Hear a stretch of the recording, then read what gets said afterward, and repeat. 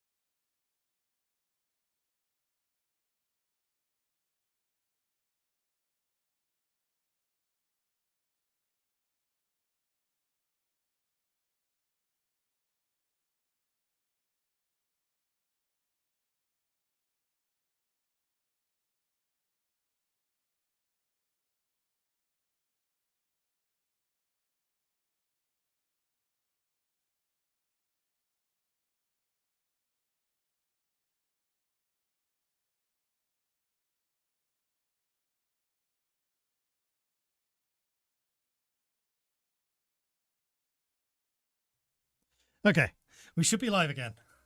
We know what we're doing, and I'm not hearing myself. Hey! Okay, we should be live again. No, I'm hearing myself again. We know what we're doing. Oh. I'm not hearing myself. Hey! We should be live again. No, I'm hearing myself again. Can I take over? Yeah, please do. Hey! Sorry, you No, guys. I'm hearing myself again. This is Technical this is issues. just Always. evidence. This is proof that it's live. Sorry, you guys. No, I'm hearing myself again. Technical This is issues. just Always. evidence. This is proof that it's live. Oh, it's on guys. Twitch as well. That's what. I thought that might be it. Okay, can I talk? I'm not hearing myself. Can you talk? Hello. How's it going? Oh, this is so nice. I've been gone Oh, for like 6 years, but I'm back. Woo! Hey, Blondie! Hey! All right. Hard fight. Okay, Professional streamer. I know what I'm doing. I Now don't. this is completely wrong for me, but that's okay. I'll make this work. So yes, hello. My name is Gareth, as you can probably see on the screen, also known as Mordred Viking, and I'm joined here by. Danne. We've done this intro 3 times now. We wanted to make sure we got it absolutely correct for you guys. Like, yeah, we're doing it live. It's fine. Things happen when it's live. Yeah. So we are here to talk to you. No, yes, about what? What were we doing? I can't remember now. We're having technical issues, is what I know we're talking about. No, China. We're talking about China. Yeah. So you worked on PRC. Yes. And so the plan is to talk for the first half an hour ish on the PRC content. Yes. And then after that, Jonathan, aka Devil, will come in to join us, and we'll see if we can make this work with 3 people. Because we only have 2 mics. Yeah, so this is going to be an interesting technical challenge to talk about Nationalist China as well. Yes, and maybe if people are interested about the warlords. I thought you were going to say Philippines. Nah, that's for. Didn't we cut that live stream? We should. I think we should. But anyway, the other thing I wanted to mention is, unfortunately, Imaginary Panda, who was the one who did most of this Nationalist China content, is not able to join us today. He's Get out what I was sick. doing, buddy. But yeah, we'll see what we can do. We'll try to manage. So, who are we and what are we doing? We already talked about that. Yes, we do need to do this as well. We need to do this. So this is the select screen with. See, let's find the actual correct country. There we go. PRC, the best China, in my opinion. My very humble opinion. Still not the Philippines. It's better. It's still better. So, as you might see, we have a new country leader. And do please forgive my horrible pronunciation. So Zhang Wenchan, maybe, is the new country leader for PRC. He was nominally the leader of the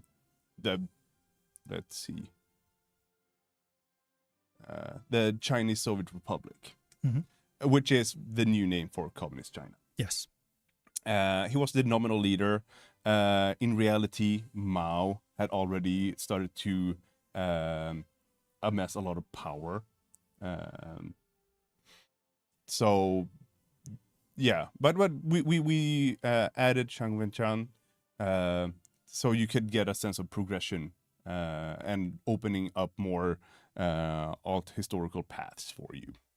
You have a few new starting national spirits, like the Central Committee, the Chinese Red Army, which by this point at early 36 was absolutely exhausted after the long march, which it's reflected by the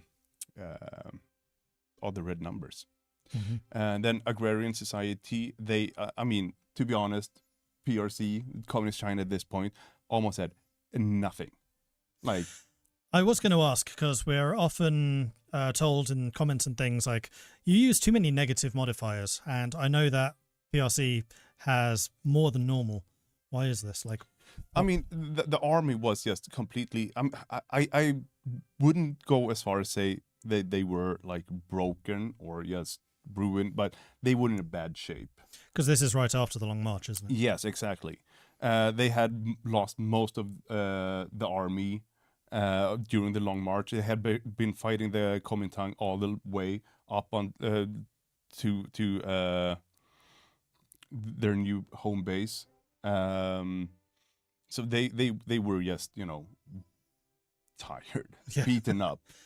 And the same way, like the new area they arrived in was just, you know, resource poor, no industries whatsoever, more or less.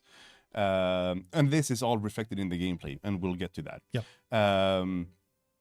But I mean, it's kind of a miracle that they managed to survive and then like take over, Yeah, like I mean, unify China. I think that's really like one of the big narratives that we really wanted to show here is how on earth did tiny little communist China become China? Yes. Because I mean, it's a superpower today. Yeah. In early 36, they were far from it, Mhm. which is, it's an incredible journey. Yeah, absolutely.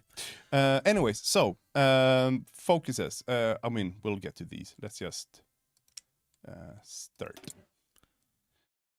And while that is loading up, saw a couple of questions whether we're going to show off the Chinese warlords as well as part of the stream. Yes, we are. Yeah.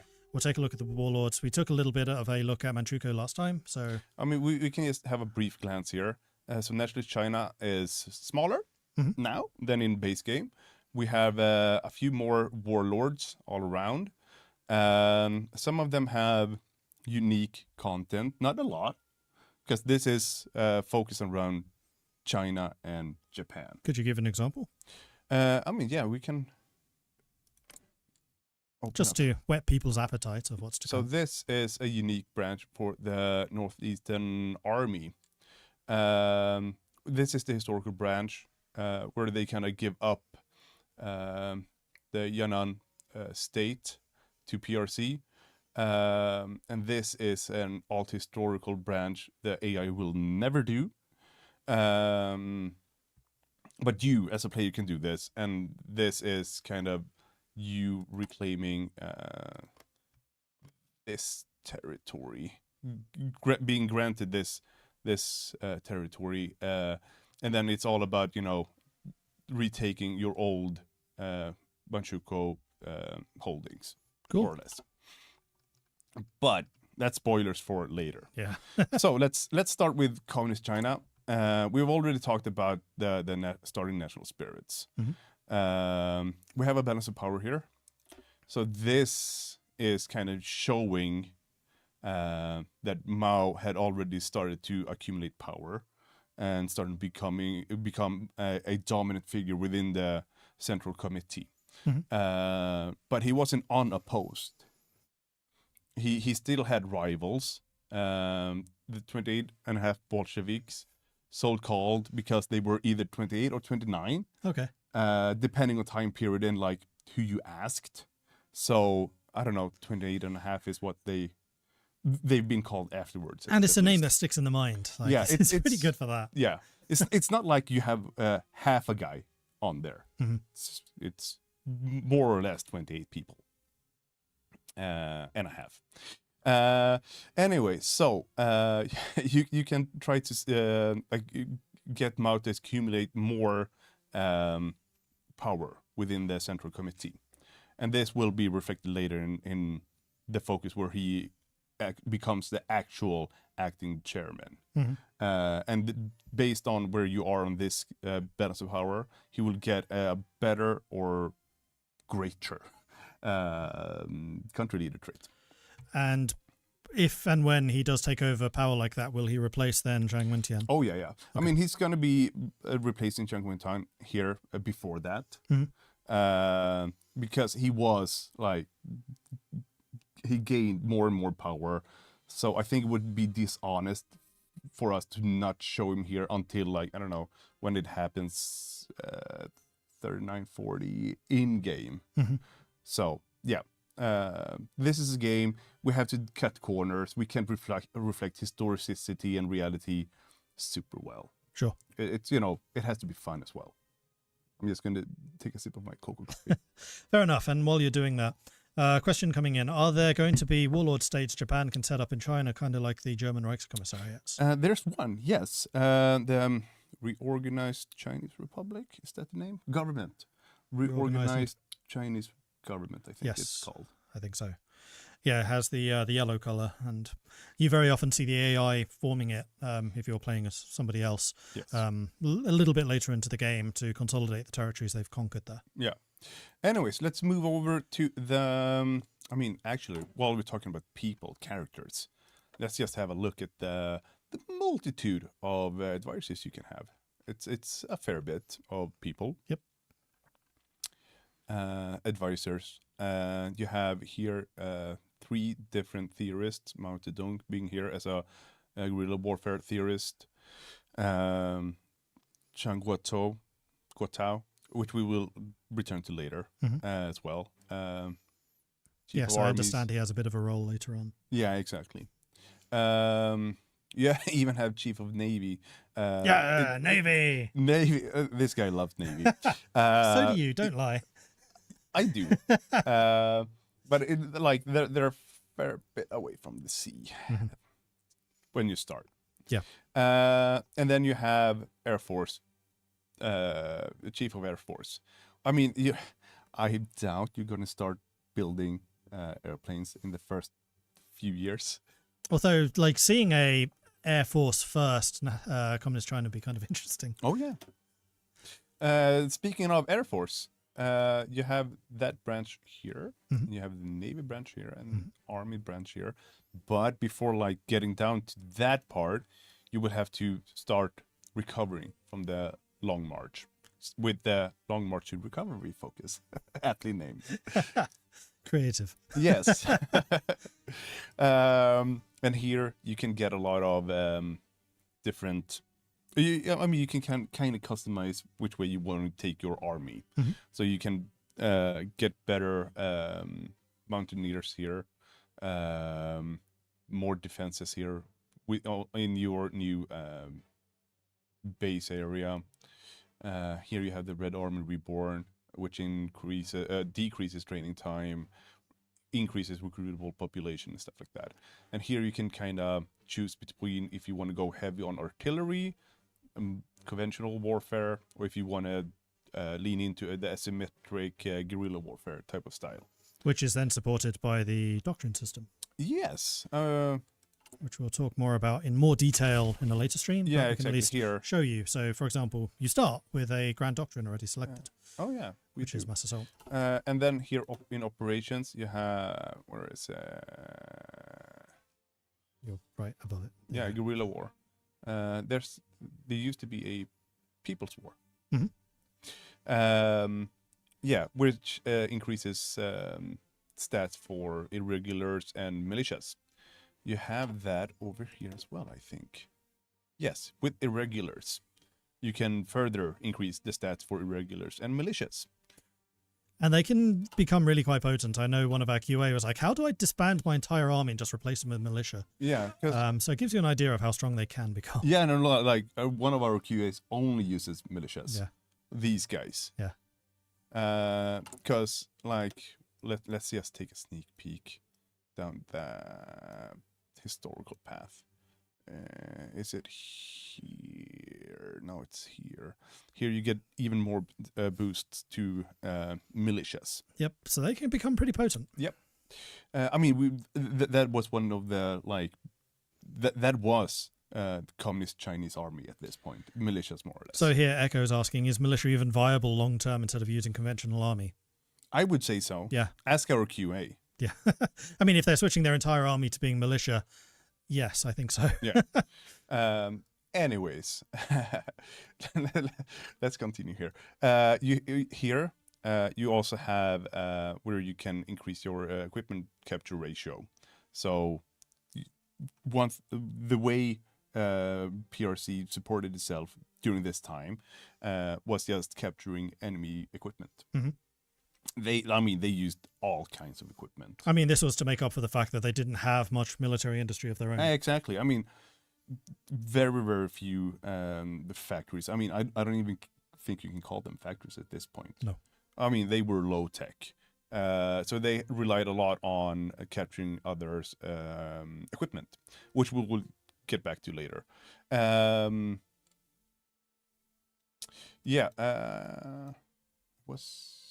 Oh yeah, speaking of industry, this is the industry you start with. Poor sods. Yeah, it's minimalist, but It's rough. there are ways of expanding the amount of industry and also getting a bit bigger on the map as well. Yes, exactly. I mean, here you're gonna get a military factory. Mhm. I think it's here you get a civilian factory, and then you can choose between a military factory or a civilian factory. Quadrupling the amount of factories you have. Right. I mean, that's a lot of percentage. But there's another way of getting some more factories and bigger name on the map, right? Not getting factories.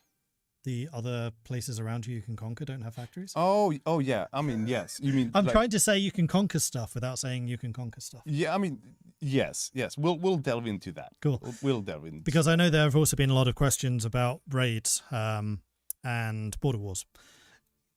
And yes, they are yes, they have been improved in Yes. certain ways. We have a couple of ideas, which we can show you. Yeah. They're not so- just ideas; they're actually. anyways, I mean, this is a pretty standard industrial tree, I suppose, Mhm. where we kind of want to promote difficult choices, Mhm. long-term versus short-term benefits.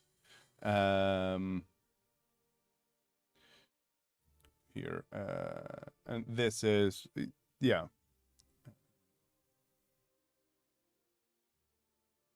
So certain things will just linger, or will give you, like this one, will give you malice for a bit of time, a year, Mhm. before it starts getting good. And since historically the communists didn't expand much during the war against Japan, we have this so you can build tall. This will unlock decisions where you can perform a rural survey in the states you control, adding building slots. Yeah, which is quite nice. It gives you something to do kind of on the side. It gives you a decision to keep on going through. Yeah, exactly. But you're kind of locked behind this one here, behind a certain amount of factories you have to control. And this is kind of meant to be taken after the Civil War or during the Civil War with the Nationalists. Oh, I mean, okay. Civil War. In Yes. the game, it's not portrayed as such. I was going to ask, because quite a few of these branches are quite deep. So are there like gatekeepers to stop you from just completing the whole thing? Yeah, I mean, this is Yes. for gatekeeping you. We haven't put up those limits here, but I mean, you're gonna have to focus on political stuff, focuses as well. So I don't think I think you could rush down here, but that means missing out on all of this. more or less. Yes, and you're going to want to do that. Yeah, and speaking of, like, historically, they tried to push west towards going to the Soviet Union, their closest fellow comrades, communists. Mhm. They didn't get far. No. And then they tried to push east, and that didn't go too well either. Here, though, you can, because here you will unlock national spirits, giving you bonuses to attack your neighbors, which would be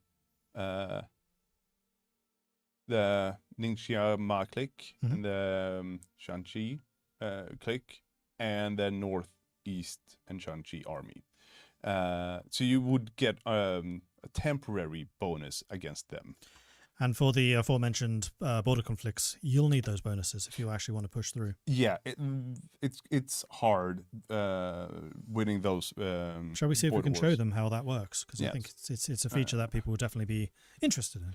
For sure. So let's just. I'm just gonna do this one too, and then we do that, and we do that. Let's see how this goes. Probably want your troops ready, given them planning prep. Yep. See.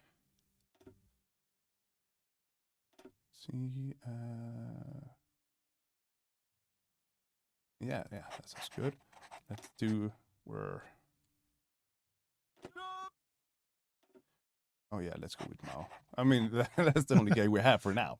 But So yeah, yes, Mao does start as a field marshal. like that. I don't think we have to do this. I think the planning prep still helps you. It does. I think so. Oh, okay. Border wars is finicky. Yes. Let's just get them up there, up good and ready. And now we have here. No, that's the. Will these raid features and supply hub raids be available for just Communist China or all Chinese warlords in other countries? Right now, it's. Oh, yes. I need command power. Right now, it's just for the communists. I think so. I don't think the nationalists have raids. No, I think so. To give you a little bit of the design perspective behind this, we know that border conflicts are difficult because you don't have as much control as you would in a regular war, for example. So what we wanted to do is use the land raids to soften the opponent up so that you could actually have more of a chance in the border conflict. So you have a way of preparing for it a little bit better. And then you can also, as Communist China, use land raids to get equipment because you have no industry. So you're going to need to find alternative sources. And I'm just going to hold you there. Huh? Stop you there. 'Cause Yes, we have a little truckie. So what's happening here? So we're launching the raid right now against Goyan. And hopefully we'll be successful and get bonuses in our upcoming border conflict. Is the truck coming along? So you can follow like how long you've gotten. And let's see. And so many. Yeah, look at that. Nice. Raid success. Nice. So, which gives us division attack and breakthrough. So because that raid was successful, we have successfully softened up our opponent. So when the border conflict comes in, we should have an easier time pushing through. Yes, let's see if we can do that now. Yes.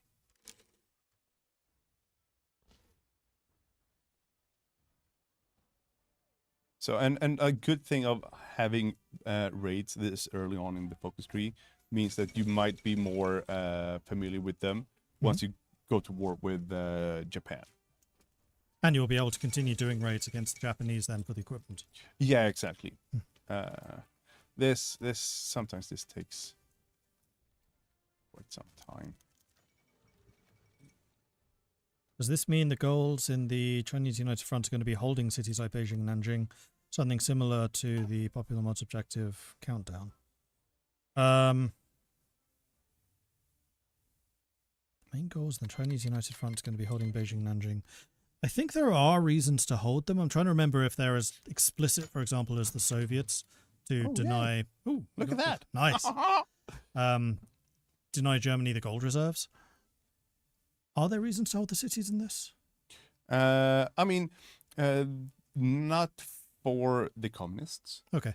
We'll get into the nationalists later because they do have decisions where they just more or less going to take a stand in a specific place, and that will give them bonuses. Right. And yes, I think I even remember what the bonuses are. I was playing for time a little bit there going, I know there's a right answer to this. Anyway, so that's a border conflict one. So this hasn't given us the whole territory. It's just given us one state. Yes, one state. So you're going to start out growing just in your neighborhood really small, especially if you go down the historical path. Yes. This alt history path will have you expand faster. Mhm. Anyways, let's go down this. Like I'm seeing that we're running out of time. Yes. This is the historical path.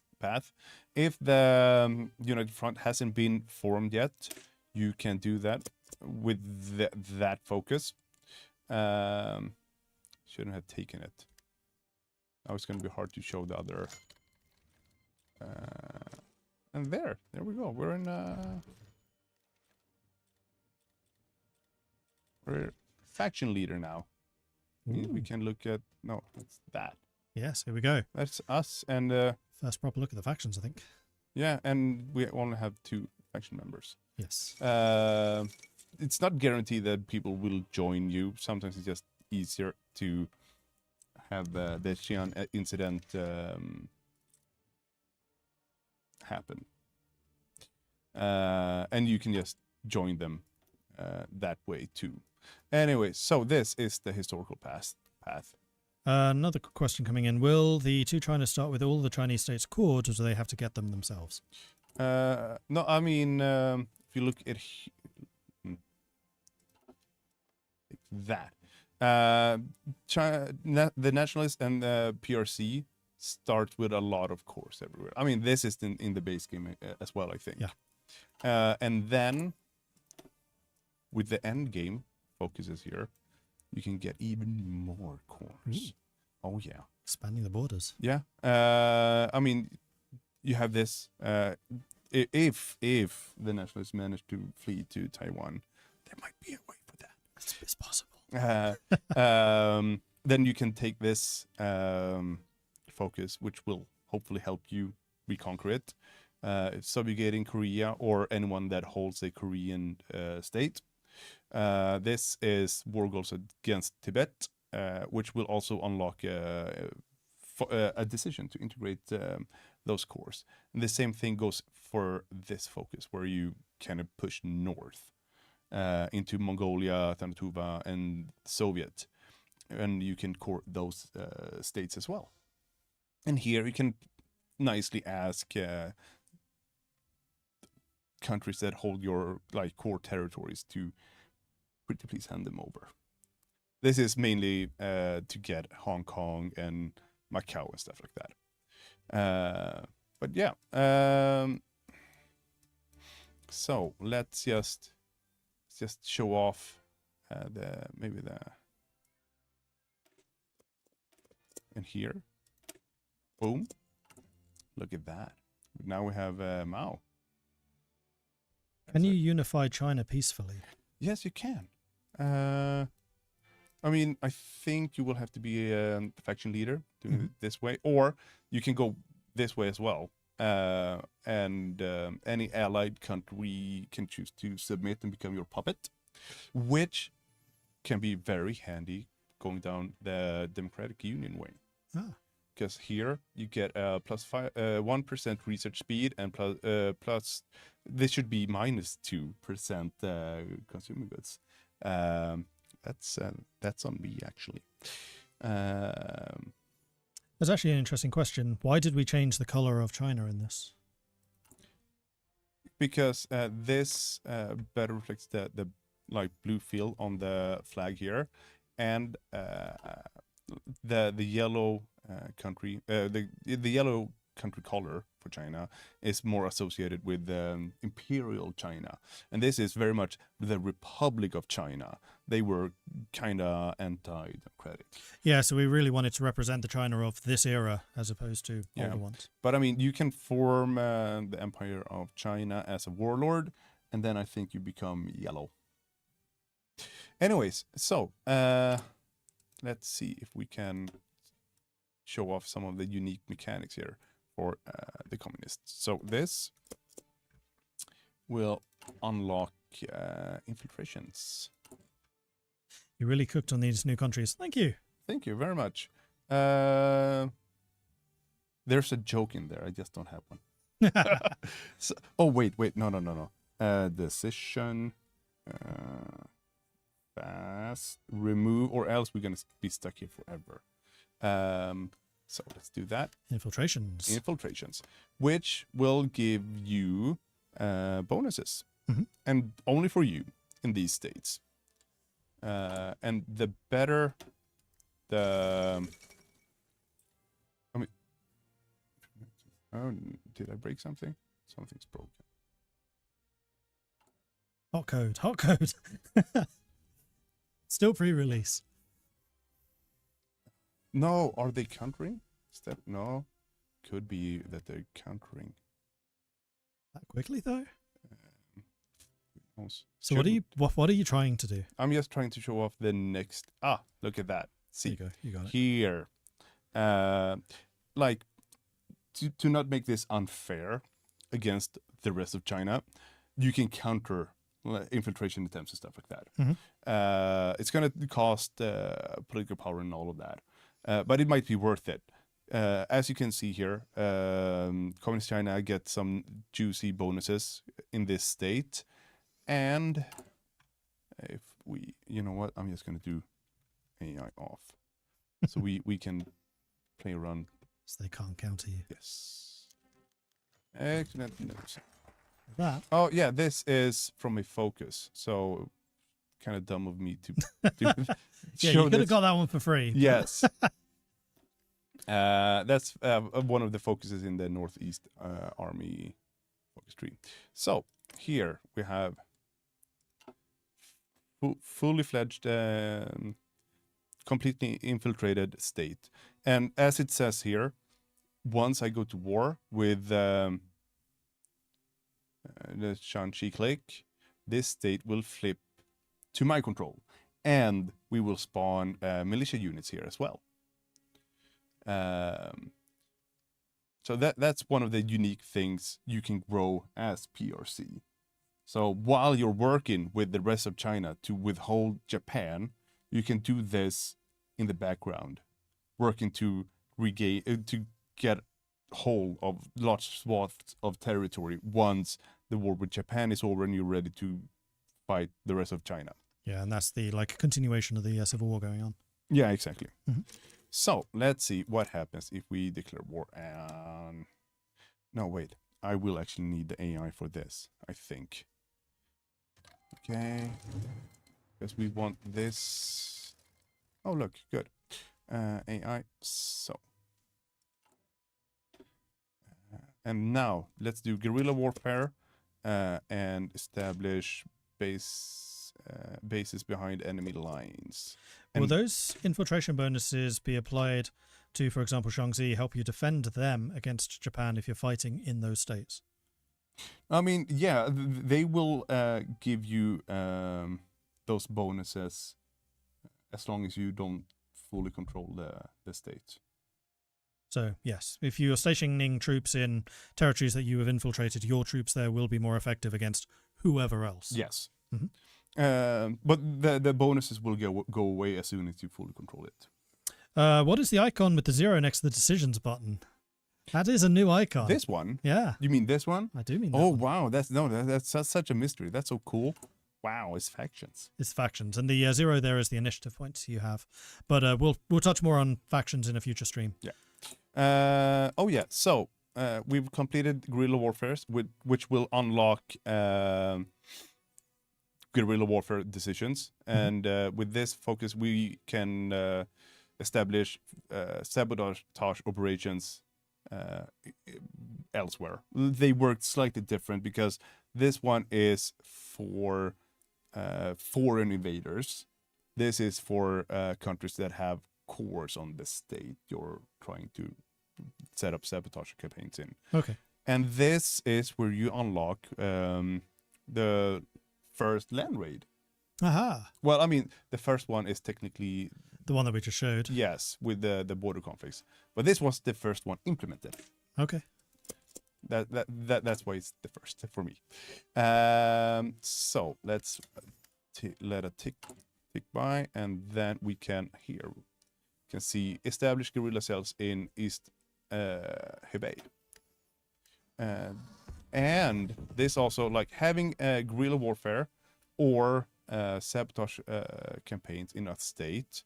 Okay, so let's just look at this. So this is guerrilla cell, which gives less manpower, more resistance, speed, and resistance growth in a state. And I need CP, right? That's what I'm lacking. Just got home. Can you finish the war earlier than 1945? If you're Yeah. good enough, sure. Oh yeah, That's always been possible. sure. Yeah. That's never been a problem. Let's see. What happens if you infiltrate every possible state? I mean, you would flip them, but that's a lot of political power. Yeah, that's a heck of an investment. Yeah, a lot of time and effort, and they will remember they will be able to counter. Well, that's a good question. Are there defensive modifiers in states with the Great Wall? There is actually. Let's see if I. Here, look at that. It's per province. It's province based. Yeah, so each province that has the Great Wall running through it has that modifier, and the Great Walls themselves are landmarks, which means they can be blown up, which will then remove that modifier, I believe. Yeah, I think so. So yeah, there's actually quite a lot of interaction that you can have, or interactivity with the Great Wall. Yeah. So here I've established a sabotage campaign here, Mhm. and a guerrilla cell here. Let's just look at because they differ slightly. You have a higher chance of sabotage construction. Division speed is less, local supply is less, division attrition is higher. So I mean, this is all like we're really trying to simulate guerrilla warfare here, with a game that's not really built to accommodate that. This is something that we've been trying to do for a long time. Yeah.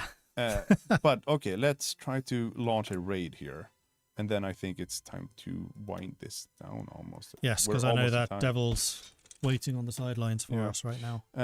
Okay, launch it when prepared. Okay. Ally.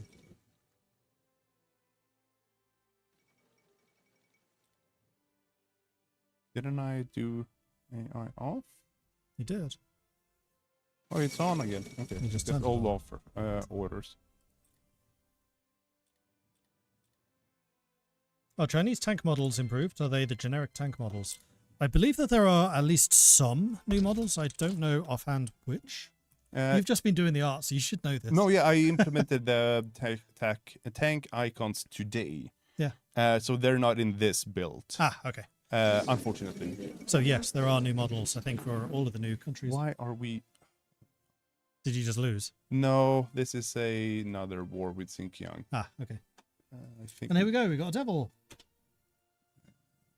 We have a stool for you, and you'll need to hug up close to Daniel to share the microphone. That's. I'll move my stuff back. Here we go. Yep. I'll sit over here. And then this probably... Hang on. Oh, let me act as tech support. Yeah. If I can put this between the two of you. Yeah. Something like that. And then we'll just have to see if that works or not. Yeah. Chat? Is this loud enough for you? Yeah, does this work? Or does Otherwise I someone, can turn them up a little Yeah. compared to me. Anyway, so what you can do is that from your supply hub in your control or one of your allies, you can launch a raid to raid weapon depots in someone else's supply hub. Unfortunately, we ended up in a peace conference here, and it's time to show Nationalist China. But this is another way for you to gain equipment. Yeah. You can get infantry equipment, you can gain support equipment, and if the raid is successful enough, you can get artillery as well. Nice.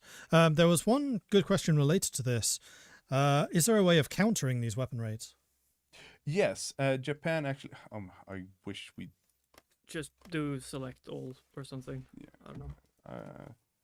I've.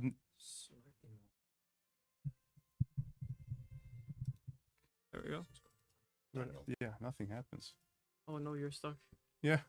Well, I guess you'll have to close the game down. then. Yeah. Yeah, but we'll reset for China anyway. So Yes. Exit. No, Yeah. exit. Exit. Exit.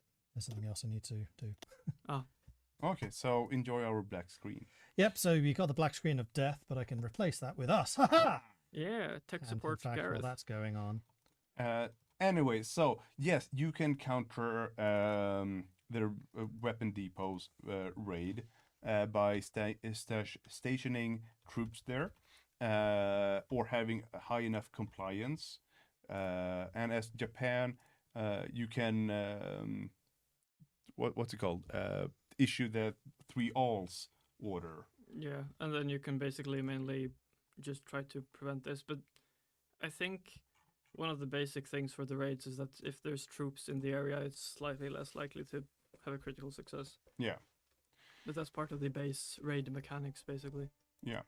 So there are ways you can counter infiltration and guerrilla warfare and sabotage operations. But that's the like main gameplay for PRC. You have other historical alt historical paths as well. But yeah, that's I suppose you will have to discover that yourself. Yes. But I mean, all of the historical paths kind of lead into the entire guerrilla warfare thing to a lesser or greater extent.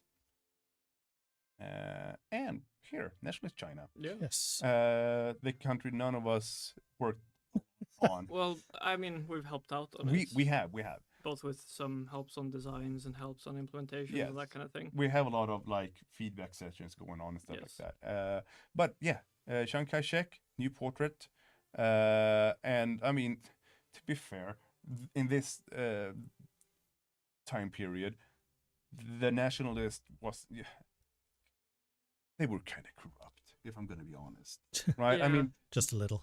yes, I mean you can see it here, corrupt in the armed forces, which will not help you when China No. comes rolling around. A neglected countryside, yeah, research speed will take a hit.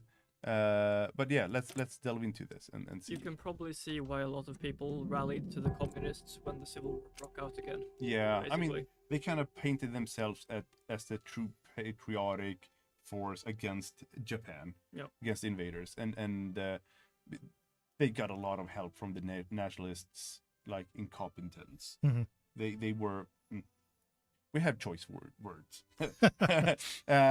Anyways, let's see what you have here. So, corruption in the administration. That's not great, as How you can see. unexpected. Yes. Inefficient economy.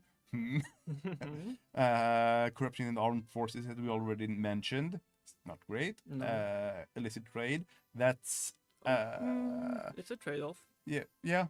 I think you all know what that means.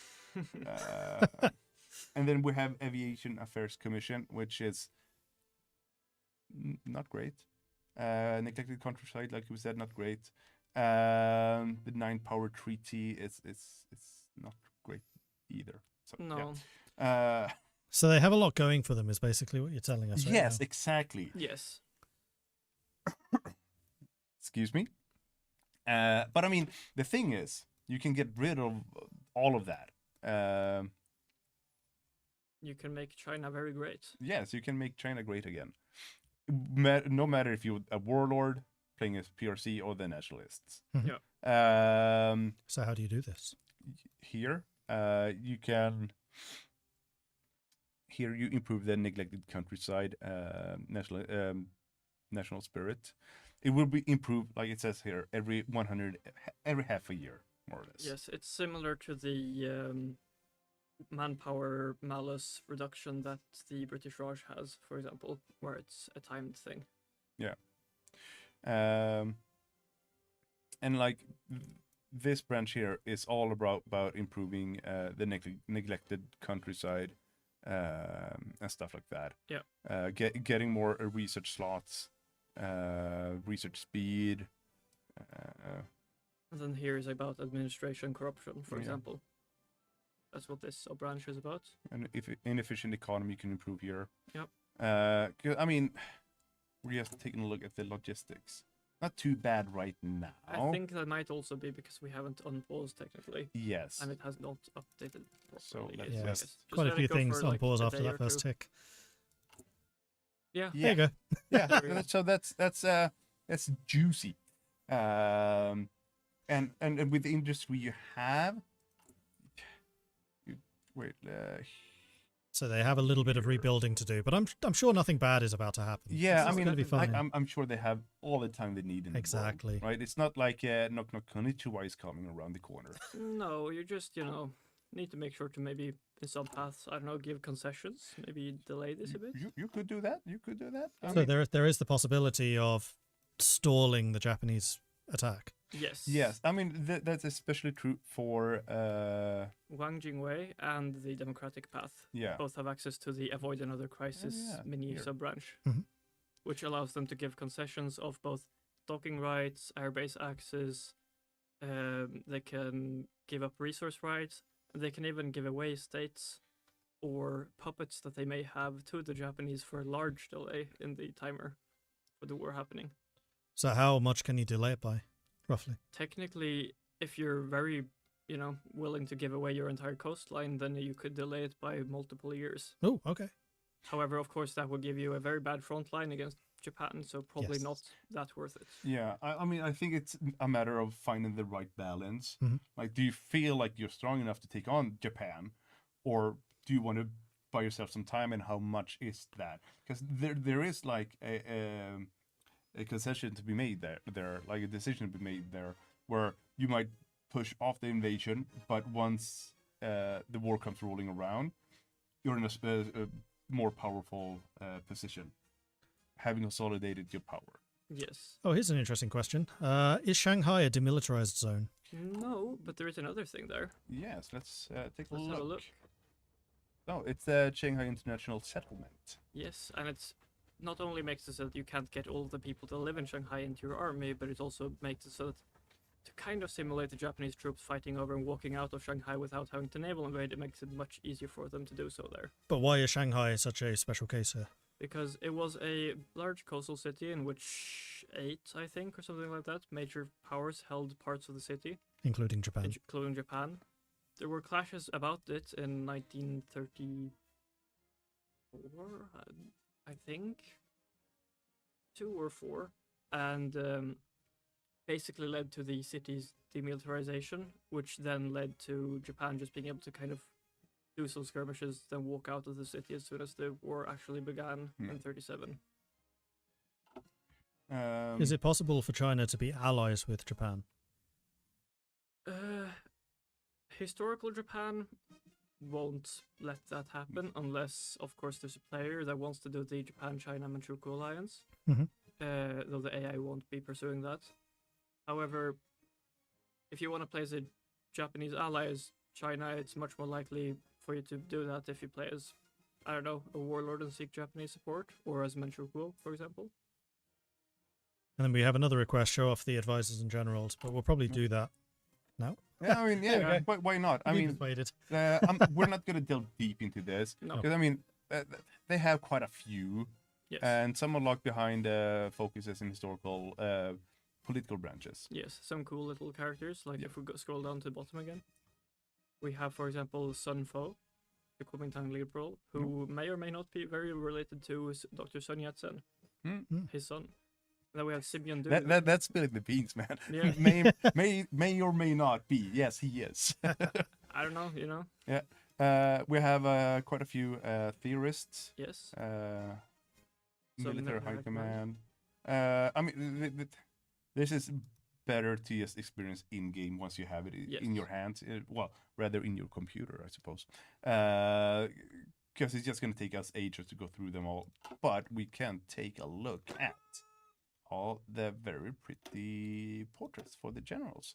Which, I mean, there's a few, and old familiar faces. Yes. Mhm. Also, thing to note, there are quite a few new Chinese generals that don't start in the Republic of China because they start in Kuomintang service in different warlord regions. However, if you integrate these, they will come to you, and you will Yes. gain them as your generals. Yeah, the Chinese United Front and the warlord system in general is using the new faction system quite heavily. Yes. And speaking of, like, this is where you form the faction yourself, not inviting PRC. Yeah. Let's just maybe shut that off.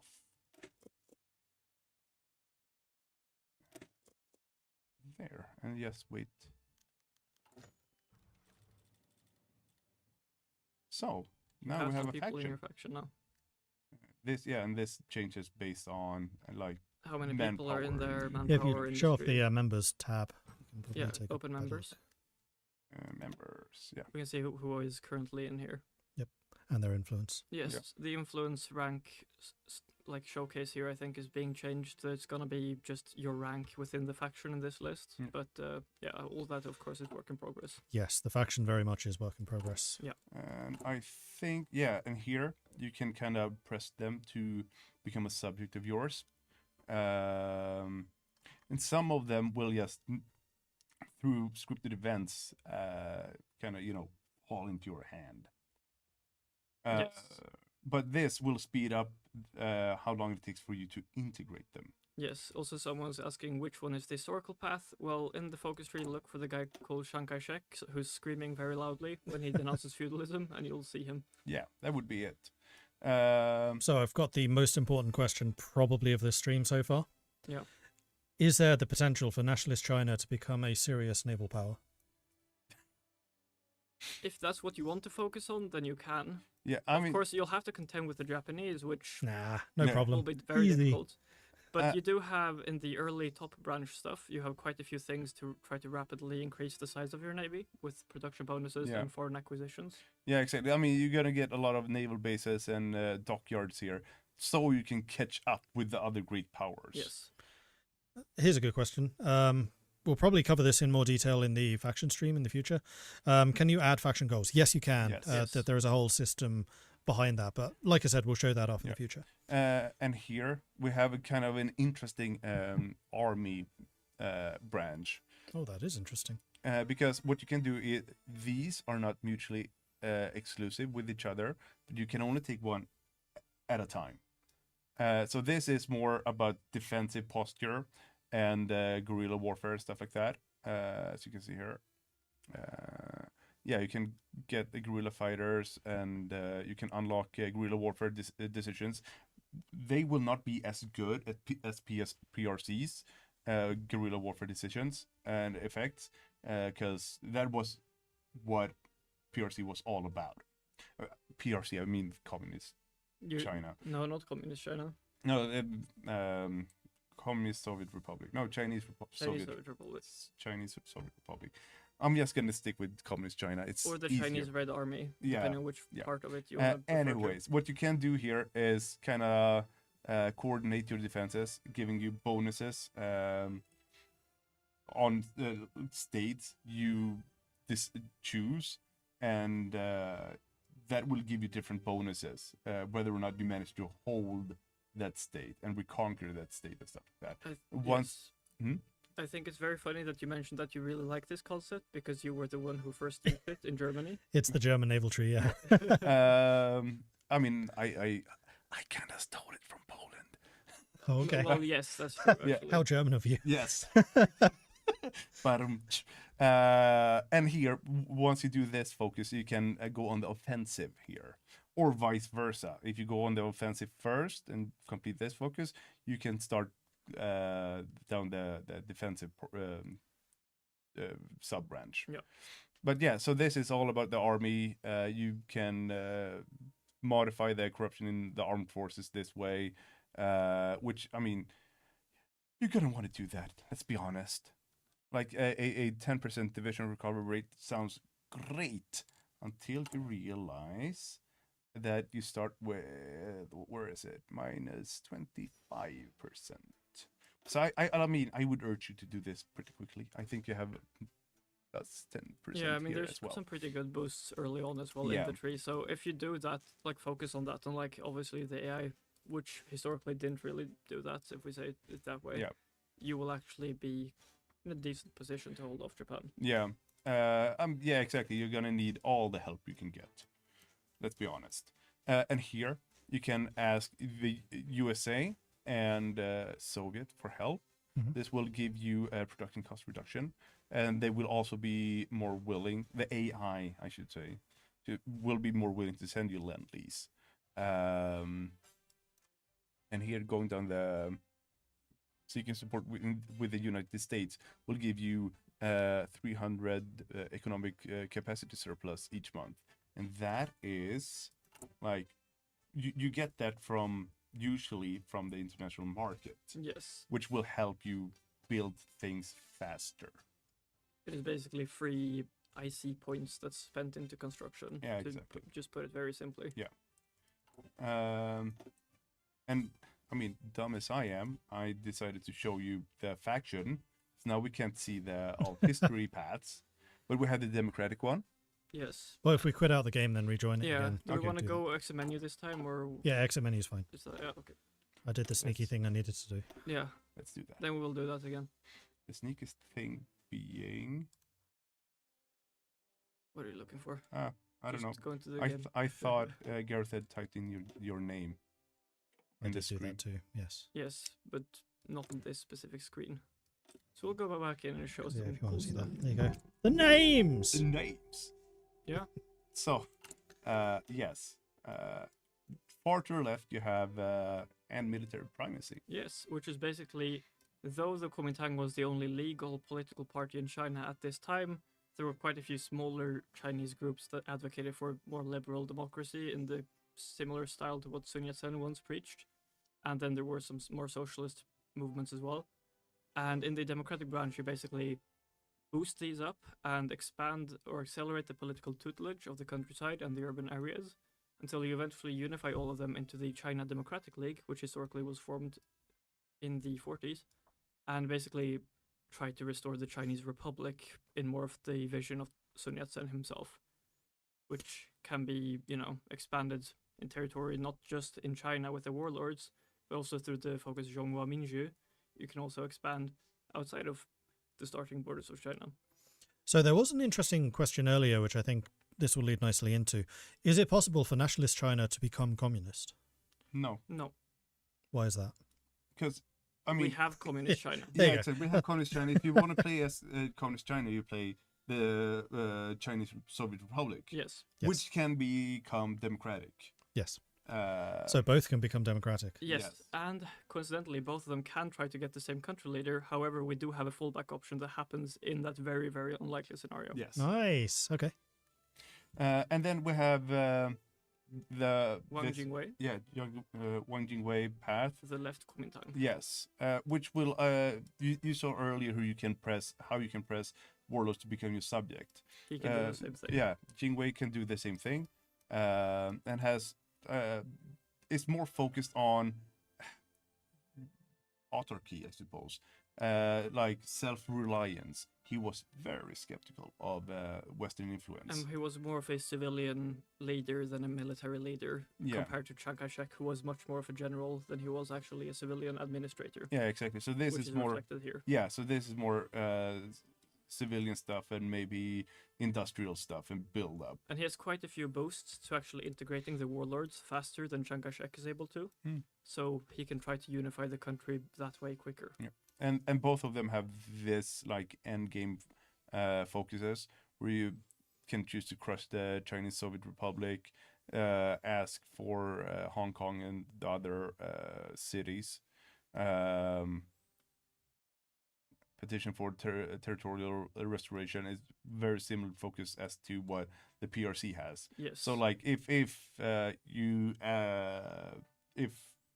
USA would like get a lot of Chinese states, you as China can ask USA to hand them over to you. To your Yes. control. And then, of course, you can empower the Mongol and Tibetan Administrative Commission, which allows you to conquer and then eventually integrate both Mongolia and Tibet into China.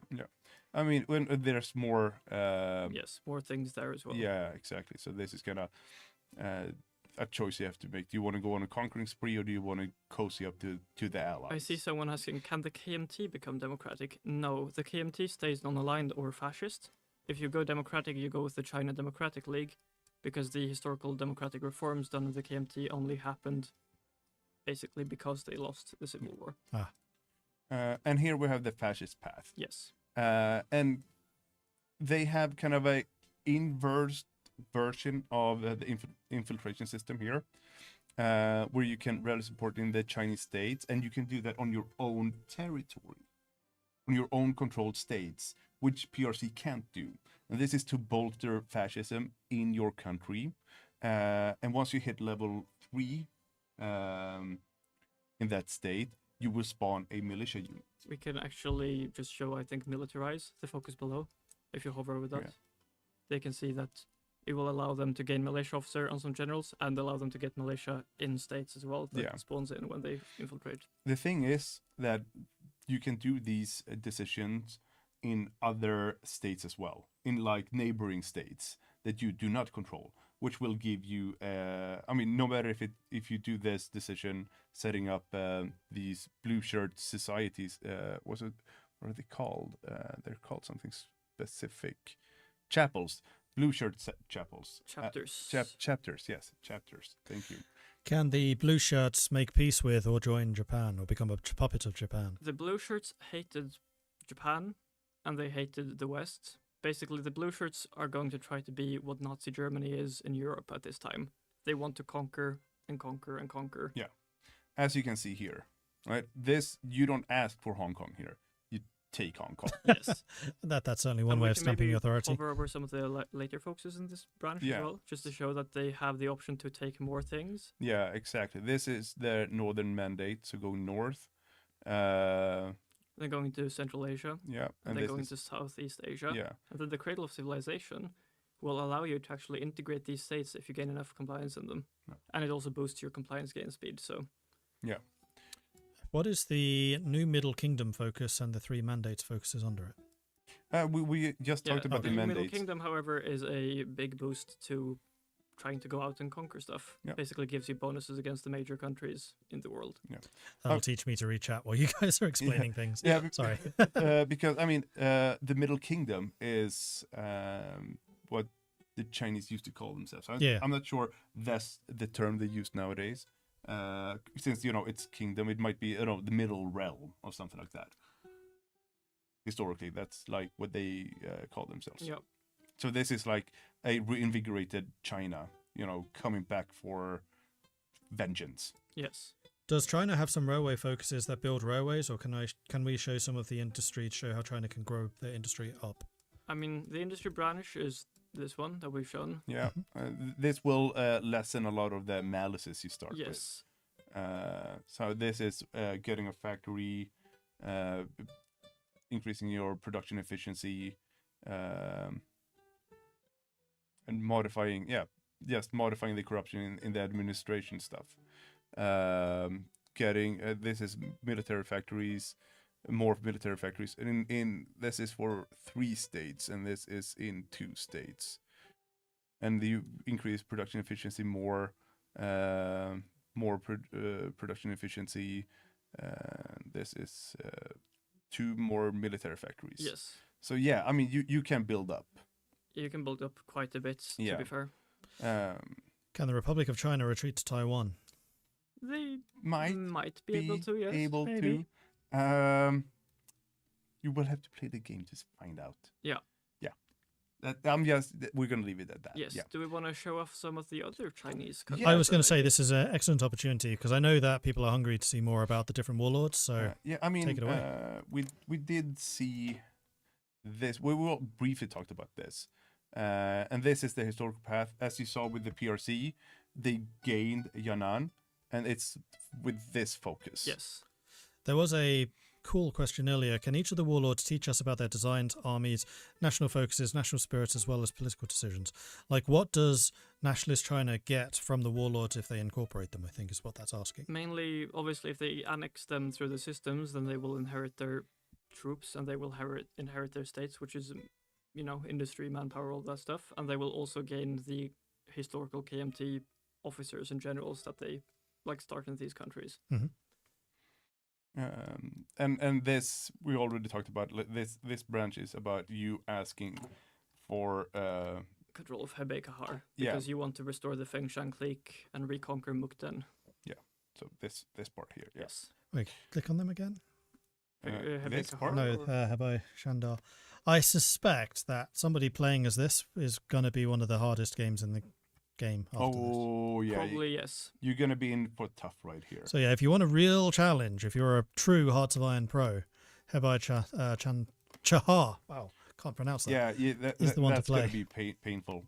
Good luck. Yes. I mean, did you show off? We've When- only shown a very zoomed out version, so if we want to go into more detail, we can. Yeah, I mean. So I mean, I can, if you want, Yeah. I can take them out. So basically, obviously, the obedience path has been upgraded so that there's more things to actually do now, like from the Mangyo, for example, which is you unifying two industrial concerns into one stronger industrial concern.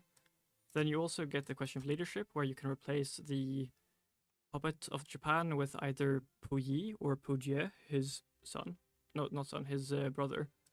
And then previously, whereas only this was in the game, which is not actually historical, they actually have a historical path now, which they didn't since Awakening the Tiger, where they can proclaim themselves the Empire of Great Manchuria and basically just go for a more Manchu rather than Chinese approach to things. Then, in the assertiveness branch, we have expanded upon the Qing stuff quite a bit, so you can get some more generals, you can get militias, for example, you can reestablish the Gansu Braves and inherit a bunch of the Muslim warlords, and you can strengthen yourself and that kind of stuff. So And For those of you asking about the monarchist, that's the monarchist you have stuff. monarchist stuff here, Yeah, yes. this is the monarchist path. At least one of the Chinese monarchist things. And then if you depose Puyi, you can also go for the new Beiyang government, which is a democratic path where you go on a southern expedition to take out the Kuomintang, because you are the real Republic of China. Or you go for a new communist coup with the root armies that were actively acting as bandits, basically, in Manchuria, which is what you're actually working to stomp out with the anti-banditry stuff. And you can basically proclaim your own People's Republic of China, starting from the north of China instead. Oh, that's the false PRC, you guys. Yeah. And they can, ally people like some Korean revolutionaries, maybe, for example. Will assertiveness Manchu become non-aligned or remain fascist? They will start off as non-aligned. However, if they go for the monarchist stuff, they can choose between being fascist or being non-aligned. So it depends on if they want to go for imperial divinity and reclaim their lost possessions, or a new constitution and division of power. Is it possible to play as the reorganized government, and is there any unique content for it? It is possible, and there is a little bit of flavored content for it. However, probably won't be the most fun, as all you really will be doing is being a Japanese puppet. If you want to really have a good playthrough as a Japanese puppet, I would probably recommend playing Manchukuo and going the new obedience path, for example. I know that there's some new content for the Ma clicks as well. Yeah. So, for example, the Qinghai Ma here, there's this sideline family conflicts branch, which eventually allows you to unite into a Shibei-san Ma unified clique and core the other Ma cliques. This is shared for all the Ma cliques, and this is a separate branch that's only for this specific country, which basically is about choosing to get Ma Bufang, who was the old leader of the Shibei-san Ma in the game, into leadership, or to remain with Ma Lin, for example. Then, with the Khotan Ma, for example, they have the same sub-branch over here, but they can also try to actually go to war with Xinjiang, or call for aid if they have been declared on earlier, and then try to unify into the Xinjiang Ma clique, which will give them cores on the rest of Xinjiang. Then there is also, Xinjiang that has unique stuff, with the Turncoat Revolutionary over here. Happens to have quite a little bit of stuff. So you can use a lot of Soviet assistance to gain both more oil in different areas, as well as, civilian factories, a 3-year plan. You can work with the NKVD, you can do transformation of nature. You can march into Khotan, and depending on your success against Khotan, you can either declare a unified Xinjiang clique, or you can become a puppet of the Soviet Union. If you do win, you can do the King of Xinjiang, and then you can either choose to become non-aligned, which will allow a different focus branch or focus tree that you will unlock when you do this one, because it's the difference between your ideology. Or you can reestablish the Guominjun, which gives you some bonuses and can steal a general from China. or you can try to join the Comintern, which, as long as you're independent, doesn't matter if you're in a faction or not. If you're in the Chinese United Front and they are losing against Japan, you can do this, join the Comintern, peace out with Japan, and just, play it Survive. safe. Yeah, survive. Surviving is nice. Yes, surviving is very nice. Is there any other questions? Mongolia. Only real new thing is that in 1938 or 9, the historical president takes over from this guy, which has an actual portrait and trait and event tied to him. But there's some content for Mongolia from Japan. Yes, they have in their focus tree, obviously, just quickly, they have this, which unlocks a series of decisions and events where they can attempt to establish a fascist or non-aligned puppet in Mongolia by sending over Mongol generals from either of their Manchu or Menjiangi puppets and having them basically infiltrate Mongolia. Menjiang, does that have anything new? They don't have any focus tree or anything, but they do have some. That's a new portrait. Yeah, they have a new portrait. They have some new things that allow them to, for example, raise irregular divisions. However, it's just a generic focus tree.